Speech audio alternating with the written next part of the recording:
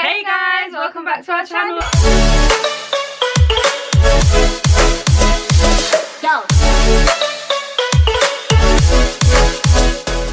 Okay, so today's video we are going to interview the founder of TAC, the Abaya Company London, also our very good friend. This is Raabiah. Tell us more about TAC and why did you start, and obviously what does TAC stand for? TAC stands for the Abaya Company London, but I like it to be referred to as TAC than the Abaya Company because it's so long to say that. Okay. It started in May 2019 when I was in my third year of uni, and it was probably when I was like, I would say you're never practicing enough Islam, but I feel like it was at a time where I was so focused on my deen and I cared about like dressing modestly. And I literally remember the night it happened. I was at St. George's till like the library. Yeah, the library. Of course. Till like 4 AM. Some of my friends were there and I had a 9 AM shift, but so I was like, I'm gonna go home after Fajr. The idea came to my head, and then as soon as I thought about it, I was like, yeah, I can't sleep. So I went back to St. George's, and there was like 4 of my friends there, and I told them about it. And I literally was like, I made the Instagram account that night.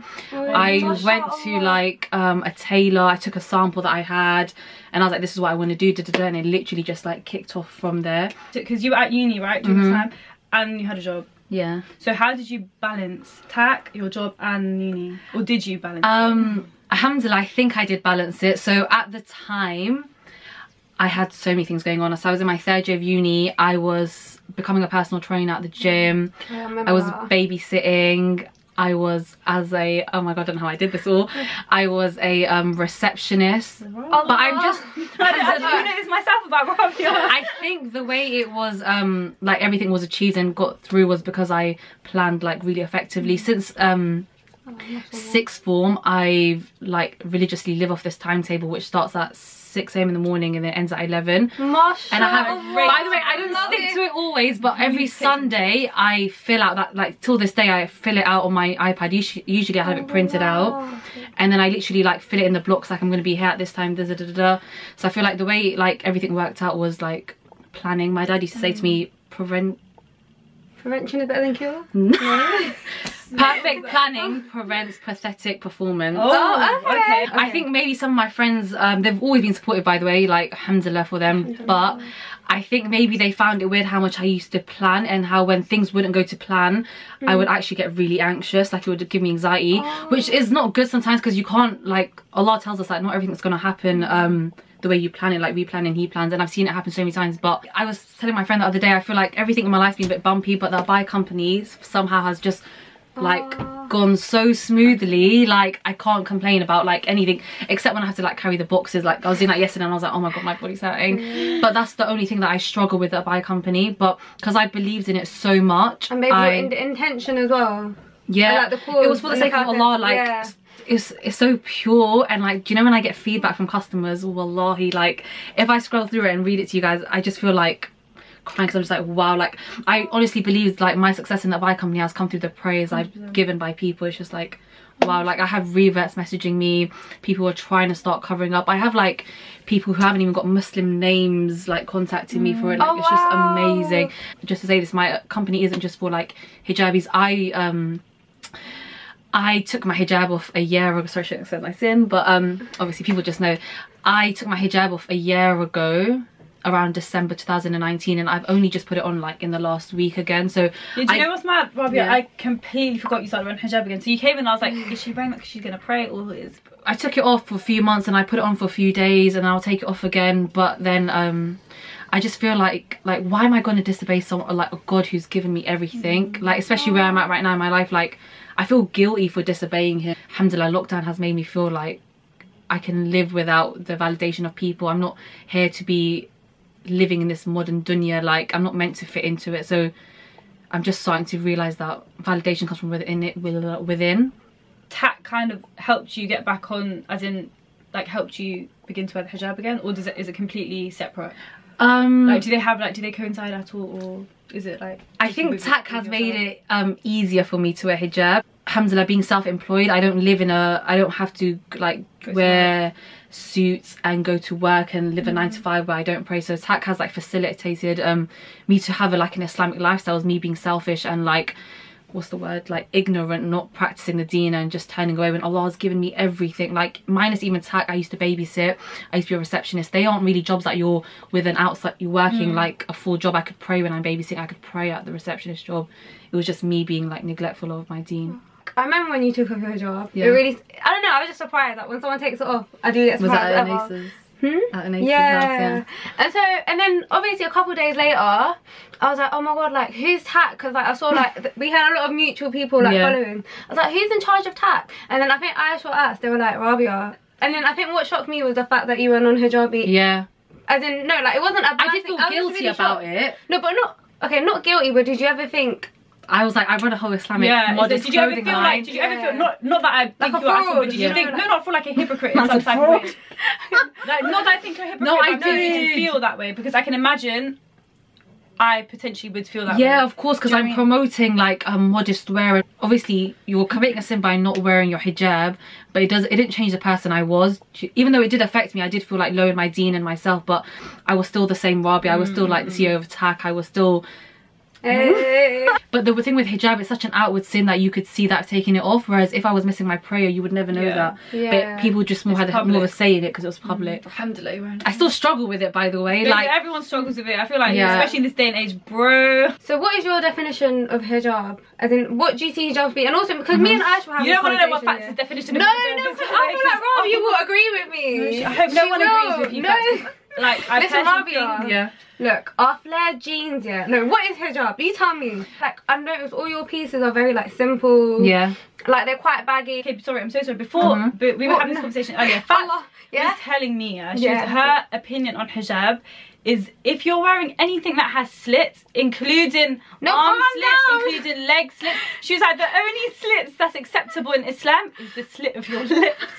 And I was like, I don't know what YouTube video she's been watching. No, I'm not twisting it. Well, like, actually, the only slits you're allowed to see. So you couldn't wear slits like in a top? No, as in like this is a slit, and she was like, no, calm down. No, that's not what I mean. That's not what I mean. Yeah, she wears it. Don't forget what I wear. I'm on a journey. It's like, what I mean. None of us are scholars. None of us know the exact whatever. So this is just our opinions, just so no one's offended. I think the hijab for me is like complete modesty. I would say like Jilbaya collection is like the perfect way to go. Like it's like a jilbab, but it's an abaya. I feel like sometimes I wear my headscarf with my hair showing, like everyone's just a bit on their own journey, like, but I think the right way, like not trying to fit into society, is just wearing a very loose, like, not even like, I don't like stuff that has like diamonds and stuff on it. That's why TAC doesn't have that. So you don't want I think it should be simple, plain clothing, very like modest. And the hijab, this should like cover your hair fully. That was a beautiful. No, I know, no shade taken, babe. But do you know how people, a lot of people say hijab is more than just the outer garments, and it's about you know, the inside intention, etc., etc. It's more than just what you're wearing on your head, blah blah blah. Do you agree with that, or do you disagree with that, or? Agree with the fact that like you can't judge a book by its cover. So I know friends who like don't wear headscarf, but they're like alhamdulillah on deen, not on deen, but they're like, well, not saying that they're not on deen, but they're on their own journey. But it does help to be covered up. Like when I took my headscarf off, I was like, I'm 100% still gonna say my prayers and stuff, but I didn't have a hijab on me all the time. I wasn't dressed modestly all the time. You said that barrier is gone. No, it's not like I've never went to a place that I wouldn't go without my hijab or anything like that. So it's like my social life and everything still stayed the same. But what was affected was like literally my soul. Like I would go out, like sleek my hair back, look good for the hour, but then honest to God, when I come home at night, I just feel so like, I'd be like, yeah, I'm definitely wearing hijab tomorrow. Like, it's obviously Shaitan saying that to me because he makes you think that at night. I would always sleep and be like, I'm gonna put my hijab on tomorrow. The next day would come, same thing, do my tie my hair back. And then I just had to tell myself, like, you can't just keep falling into his trap. Like, I've consciously become aware that it's Shaitan. So if I didn't, I would understand if I kept falling back. But like, I'm aware that it's Shaitan, like, holding me back. So I was like, just got to do it and put it on. Did you expect the like success and the progress of TAC? Or when you made it, did you have this kind of like whole vision for it that it was going to blow up and become this like mad big thing, or did you not even have that in mind? Like, what did you expect? I think I had a certain view for modesty, so there were some things that I would like that didn't exist. So I always sort of knew I wanted to do that. Like the Jilbaya collection, like in the UK, I never knew companies that did that. Now there's a few. Explain to them what the Jilbaya is, by the way, just in case. So the Jilbaya is basically a jilbab, so the like whole umbrella sort of abaya, but it's without the without the headpiece, so it's just an abaya, which is easy for girls who are trying to go into jilbab but don't want to fully wear the headpiece, or girls who just want modest clothing but it still looks fashionable and like, but you still like covered up. I think I believed that it would be like successful. Like I remember people saying like, oh, how many abayas are you like actually gonna sell? Like we like produce over like 700 pieces a month now, which like stuff gets sold out, so alhamdulillah for that. But yeah, but you know, every time I go online I want to wear it. Guys, I never have stock. I feel so bad. Tell us you can just like text me, because stuff like alhamdulillah, when I restock, like I honestly like everything just goes. Not complaining, alhamdulillah. But I think I believed in it a lot. I think having faith in yourself in anything you do is like really important, because as a kid I was a very, very naughty kid. Not okay, I take that back. I was a troubled kid, let's say. That's what they labelled me as, because my parents like split up when I was like in year, I can't remember, I think I was in year 3 or year 1. So when I went to like so I moved from Leicester to London, I like got kicked out of school in year 6, but I was never naughty. I just genuinely think that at school they didn't know how to deal with a kid who was like had anxiety and had like they didn't know how to deal with it. I feel like now it's more aware, it's more of a thing. And then I went to like an Islamic private school and I got kicked out of there in year 8. But again, obviously some things just went left in my life. But I think when stuff got really bad for me in like A levels, I think I believed in myself and was like, I'm gonna like focus on my studies. Wait, why did things go bad in A levels? Just life, personal life. Yeah. All right. I just need to giggle. Yes, I focused on my A levels, and then when I achieved my like first A in year 13, that's like I've never got that sort of grade in my life. I was like, oh my god, like I can do this for myself. The primary school teacher was like to my mum, your daughter's never gonna make it to uni. Like how can you say that to a kid? Like how can you label them? That's so discouraging for teachers to say that. It was so bad, literally. And my mum, like my mum tells me like, Raabiah, I remember the day your teacher said that to me, and I went in my car and I just started crying. Like no one, it's like when my mum like cries about it till this day, because she gets, even I get a bit sad. Like alhamdulillah, I was strong enough to like overcome that. But there's a lot of kids out there who don't like, once someone labels them as a naughty kid or like you're not going to be smart, self-fulfilling prophecy. Yeah. I'm so sorry. Yeah, it's literally, did you say sociology? Yeah. Oh, that's yeah. what sociology. I love that subject.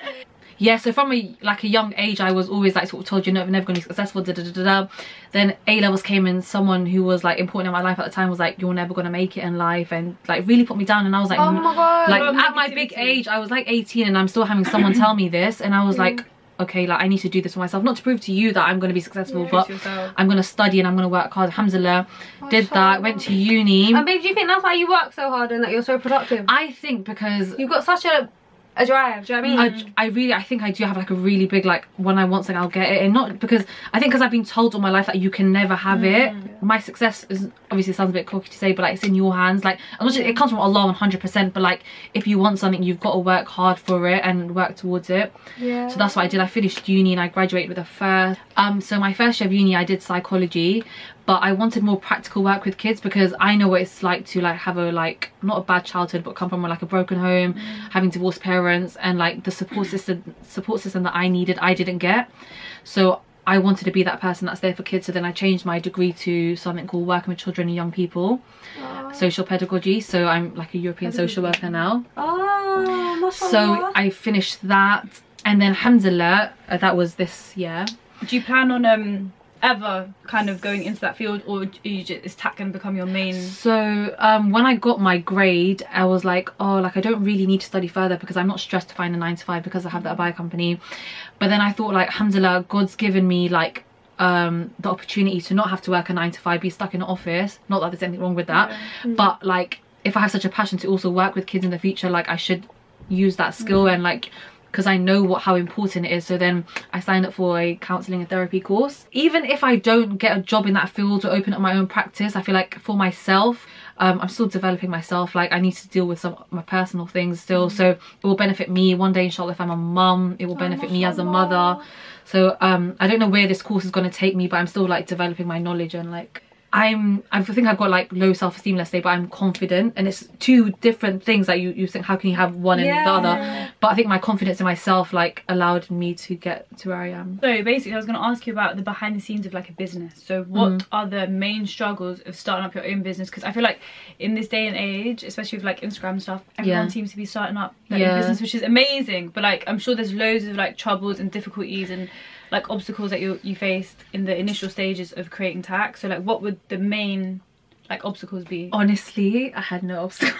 Serious? You but I have more now than I had then. Did you go into TAC with expectations, or did you like, no, oh, this is a hobby, it was more, I honestly didn't think I'd be where I am. By the way, I was going to name my company Bint Haroon, which means daughter of Haroon, which is my grandfather's name. Oh, but then I thought it's just too personal. The Abaya Company London just sounds better. Dude, I love TAC. It's like on your tongue, like TAC. It's just TAC. Wait, did TAC just come out recent? Like, as in no, TAC was, as a company, I don't remember TAC. It was always TAC. Oh no, it's called the Abaya Company London. Yeah, no, I know the Abaya Company London, but isn't TAC just recent, or did you change the logo? No, it's always been TAC, but it's just a quick way of saying it. The Abaya Company.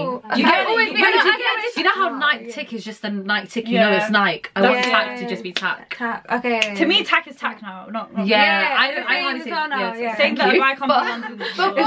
Oh, then I did my first photo shoot within a week. I don't know, I was really like on it. Like a professional photo shoot or just like a no. So alhamdulillah, one of my friends had like one of them proper cameras, so she let me borrow it. One of my friends is actually the model, and so I'm the cameraman. Guys, get yourself good friends. Yeah, pretty friend. I couldn't quite hear. That's why there wasn't that pressure. Because it was all very organic. You didn't have any third parties involved. No, even till this day, by the way, I still do everything. The only thing I don't do is the production. So like packaging, customer service. But how did you get through 700 orders?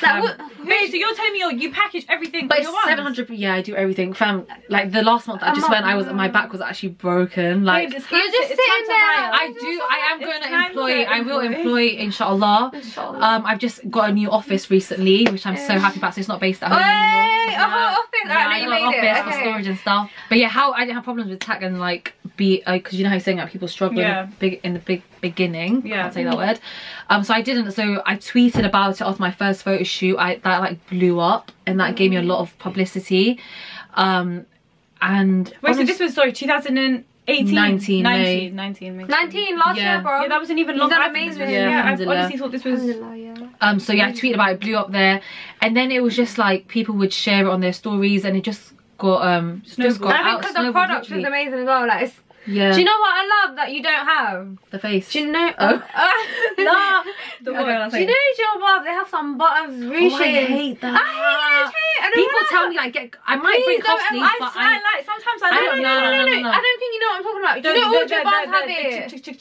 Yeah, but I'm like, am I a child? And like, no, this is just like plain. The only reason why sometimes I like is, you know, when you're leaning over to get food and you have long sleeves and it's dipping. Maybe if you're at home and it's your prayer buyer, but not like. Yeah. Basically, I think what made my product different to others is like a lot of companies show face on their products, whereas the beauty of my product was literally just the product. Even like the model's pictures is literally just her face isn't in it, like just her hands up. Was that an Islamic thing, or you just? Because I'm not a fan of social media, by the way. I don't have an Instagram account. I'm just not that person. But I didn't want to expose her beauty and face. That was literally like when I told her, I was like, why? Do you think it's wrong, or you just? I don't think it's wrong because I do have DPs and stuff up, so it's not because of Islamic reasons I don't want your face. Because imagine like she doesn't like her face on it one day, and I literally like, not out of protectiveness, but I just didn't want to like expose her face and stuff. I just didn't want to show her face on it. So yeah, I never really struggled, but I feel like with Instagram now I see a few companies like say it, get off your chest, babe. Using our like ideas and like taking our names and stuff, which is fine. They do say imitation's the best form of flattery. Yeah, but may Allah give them success, because if I'm gonna like badmouth them, it's only gonna affect my business. So like, success comes from Allah. Like if Allah doesn't want me to be successful like in the next 2 months, I won't get it. So me hating on another company isn't going to change anything. And London's big, the world's big, there's enough for there's enough for everyone. That's what I want to ask you about. Did you not feel like you were like saturating the market? What does that mean? Like, as in like doing. Sorry, I'm not No, because guys. Oh wait, what was that? Adding to it? Or not adding to it. Because you know how there's already. Oh no, I don't think so. My first initial like product, I only had this Abaya from Saudi, and I couldn't find another company that sold it. And I was like, I need to make this successful in the UK. I need it to be cheap. Okay, your price is cheap. So like, not to shade any, I don't want to say names, but like some companies are so expensive that even if I love their product, I would honestly never buy it because just how expensive it is. It's like £150 for a Abaya. I don't want to be that. It's a beautiful Abaya. Even £60, like that hurts my heart. Like, I'm sorry. Like, I don't want to be that expensive company. Like, honestly, at all. One thing that's expensive in my company is the international shipping, but it literally costs us that money. Babes. I'm sorry. Now that you've started your business, or that you have experience running a business, what advice would you give to other people wanting to start a business? And obviously, like, from a Muslim perspective as well. Yeah, I think anything in life, whether it's like your studies, your business, your personal self-development, physical goals, you need to like believe in yourself, and you need to be not addicted, but I feel like you need to be dedicated. Like, stuff doesn't come to you without you giving it your like 100%. So I would definitely be dedicated to it, believe in yourself. And do you know what, if stuff doesn't go like well for you, then it just wasn't meant to be, and it's from Allah. Like, I'm a qualified personal trainer, and I got a job as a personal trainer.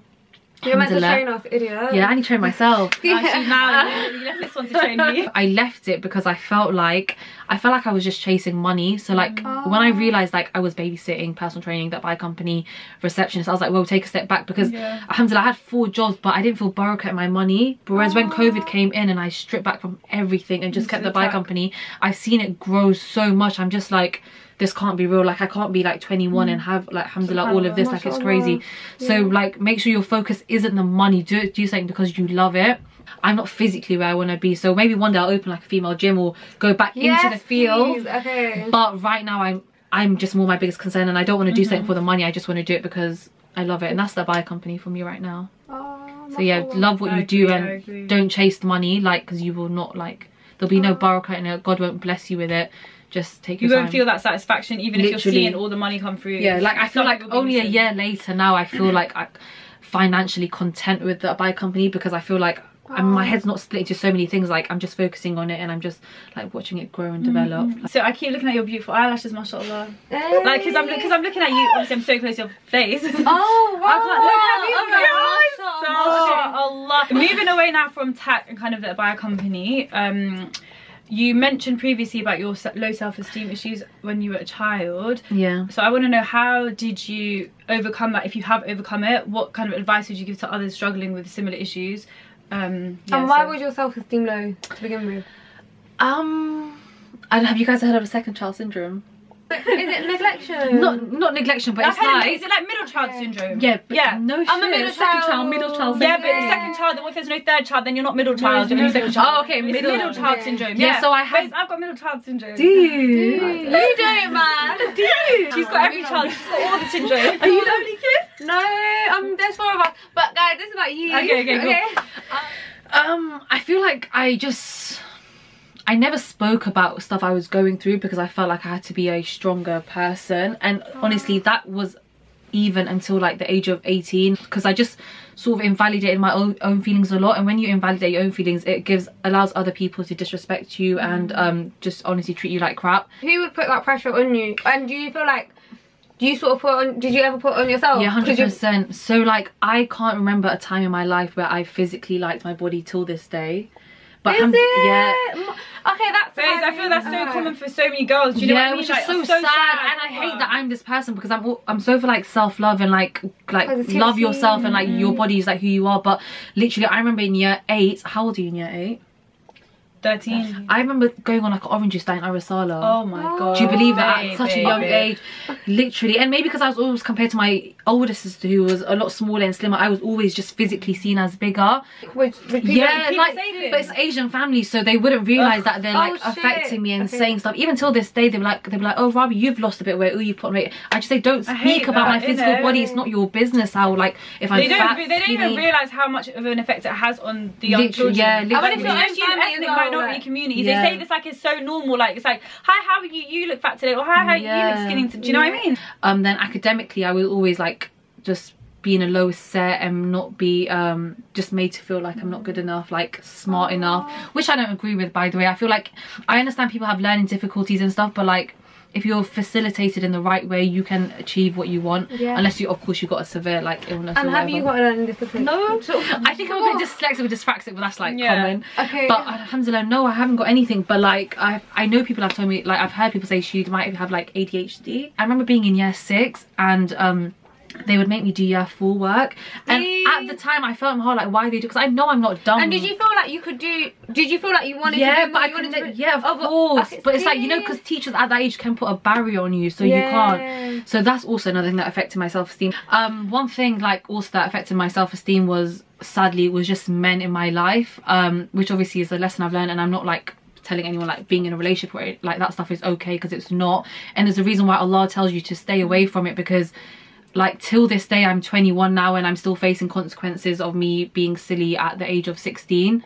Like, and stuff like people telling me like I'll find like girls 20 times better than you and stuff like that. I didn't believe in myself at the time, and I didn't believe I was like the shit. But hearing that from someone is just like, oh, here's another person reinforcing that I'm not the best, and like you don't think I'm worthy. And that's the person who's meant to be thinking you're the best. Yeah, literally. And at the time I thought like, oh, it's okay for people to say this stuff to you, and I used to like excuse it. How could you?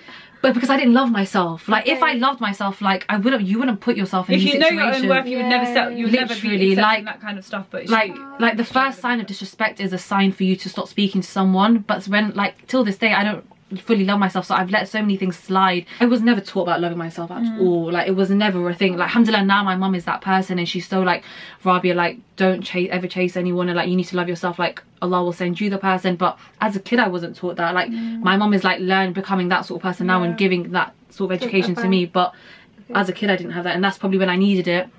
Because stuff like daddy issues, I know that's so like cliche to say, but like having an absent male figure in your life, it does affect your self-esteem. It does. Not saying I went out there looking for love, but you go out there seeking validation subconsciously from the wrong from the wrong as well, so because you're like, dads are them type of people who like when you're little it's like, oh, you're so beautiful my princess, or like, do you know what I mean? But if you're not getting that, subconsciously is 100% going to affect you in your future life. Like I had a little situation, and like for 4 years I never told my dad about it, because not that I was, because my dad's like cool and he would never like shout me like, why did you get yourself into this situation?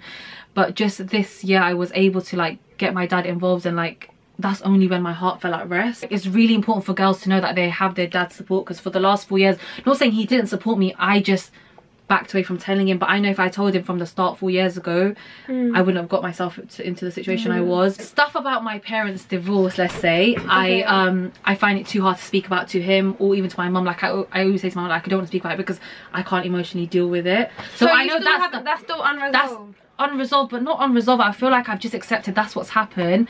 Like I can either cry about it and keep like making mistakes in my life, and like you'd be like, oh, I'm traumatized and I have an unhealed past, or I can consciously realize what's happened and I can accept it and honestly just try better my life. Because I feel like if I hate my dad for something, if I hate my mum for something, it will only affect my relationship with them. Whatever happened to you mum and dad happened with you too. Like you're my dad and you're my mum now. I don't want to get involved. But the thing about my dad, what I said happened at the beginning of this year, was more like him helping me out in a situation. And like the fact that I had the support of my dad in it made me feel like I was not invincible, but like I felt, even though Allah protects us, I felt protected. Just knowing that my dad's support was there. Well, would you say you're in a better place in regards to your self-confidence now? Yeah, she loves herself now. No, I think I've always been confident, but with loving myself, I think I go through phases. So like if you ask my friend Sophia, I probably always talk about my weight on a daily basis, but recently I found myself not speaking about it because I've accepted, like, I don't want to go gym to lose weight. I want to go gym because I honestly love gym. Like it's the best feeling. I love seeing like PTs that I know, like mutuals that you see like once a week at the gym. Like it's just such a nice okay, some people might say it's haram and stuff, I get it. I want to start a business, do it out of obviously not self-love, but like do it for yourself. You want to see something grow. Don't let money be your biggest drive, although it should motivate you. Like alhamdulillah, seeing the rewards come in, it does like make me want to like go continue do it.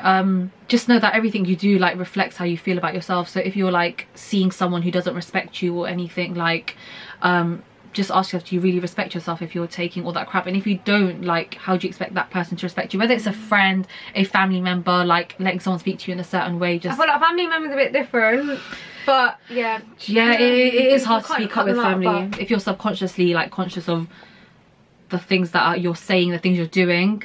that's how you'll grow. Because if I'm like blind to the fact that it was shaitan that was stopping me from putting this on, I would have never put it on. But I consciously realized it was him telling me don't put it on, don't put it on. But I was like, no more. So when you put your hijab back on, or like now that you wear abaya, do you feel like that's improved your self-image?